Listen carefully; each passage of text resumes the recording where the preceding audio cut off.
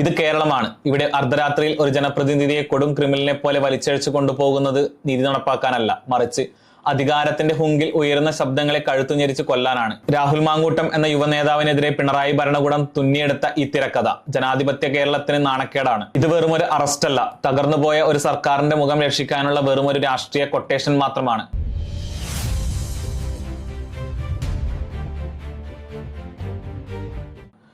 പാലക്കാട് തെരുവുകളിൽ ജനങ്ങൾ നെഞ്ചിലേറ്റിയ ഒരു ജനപ്രതിനിധിയെ യാതൊരു മുന്നറിയിപ്പുമില്ലാതെ ഒരു ഭീകരവാദി എന്ന പോലെ ഹോട്ടൽ മുറിയിൽ നിന്ന് പിടികൂടുമ്പോൾ തോറ്റുപോകുന്നത് രാഹുൽ എന്ന വ്യക്തിയല്ല, മറിച്ച് കേരളത്തിന്റെ ജനാധിപത്യ മര്യാദകളാണ്. രാഹുലിനെതിരെ ഉയരുന്ന ആരോപണങ്ങൾ ശ്രദ്ധിച്ചാൽ ഒരു കൃത്യമായ പാറ്റേൺ കാണാം. പരാതിക്കാർ വിവാഹിതരായ സ്ത്രീകൾ, പരിചയപ്പെട്ട ഉടനെ തന്നെ ബലാത്സംഗം, ഗർഭധാരണത്തിൽ നിർബന്ധിക്കുന്നു, പിന്നീടത് ആഘോഷമായി ഇല്ലാതാക്കുന്നു.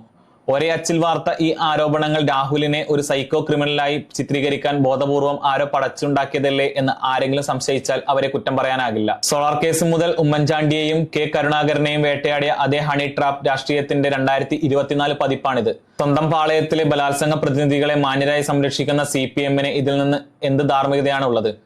ഹേമ കമ്മിറ്റി റിപ്പോർട്ടിൽ ഗുരുതരമായ ലൈംഗികാരോപണങ്ങൾ നേരിട്ടിട്ടും മുകേഷ് MLA ഇന്നും അധികാരത്തിൽ സുരക്ഷിതനാണ്. കുമ്പളയിൽ 3 പതിറ്റാണ്ടോളം ഒരു സ്ത്രീയെ പീഡിപ്പിച്ച AS സുധാകരൻ പാർട്ടി സംരക്ഷിച്ചു. ശബരിമല സ്വർണ്ണപ്പണയ കേസിൽ കുടുങ്ങിയ പത്മകുമാറും ലഹരിമരുന്ന് കേസിൽ ആരോപണ വിധേയനായ ഷാനവാസും ഇന്നും അവരുടെ പ്രിയപ്പെട്ടവരാണ്. തീവ്രത കുറഞ്ഞ പീഡനം എന്ന് പറഞ്ഞ് അണികളെ വെള്ളപൂശുന്നവർക്ക് രാഹുലിനെ വിചാരണ ചെയ്യാൻ എന്ത് അർഹതയാണുള്ളത്? സംസ്ഥാനം നേരിടുന്ന കടുത്ത സാമ്പത്തിക തകർച്ചയും മാസപ്പടി വിവാദവും കരുവന്നൂർ ബാങ്ക് തട്ടിപ്പും ജനശ്രദ്ധയിൽ നിന്ന് മാറ്റാനുള്ള ഒരു പുകമറയാണിത്. മുൻ DGP TP സെൻകുമാർ ചോദിച്ചതുപോലെ കാനഡയിൽ നിന്നുള്ള ഒരു ഇമെയിൽ കിട്ടിയാൽ 24 മണിക്കൂറിനകം അറസ്റ്റ് നടത്തുന്നതാണോ BNSS നിയമം? പരാതിക്കാരി നേരിട്ട് വന്ന് ഒപ്പിടാതെ, വൈദ്യപരിശോധന പോലും നടത്താതെ ഇതെന്ത് അറസ്റ്റാണ്?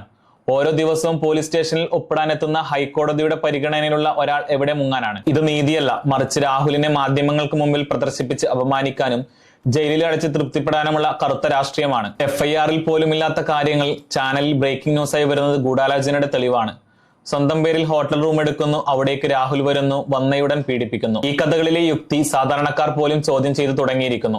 കോൺഗ്രസ് പാർട്ടിയിൽ നിന്ന് രാഹുൽ ഒറ്റപ്പെടുന്നു എന്ന തോന്നലുണ്ടാക്കി അദ്ദേഹത്തിന്റെ പോരാട്ട വീര്യം തകർക്കാമെന്ന് ആരും കരുതേണ്ട.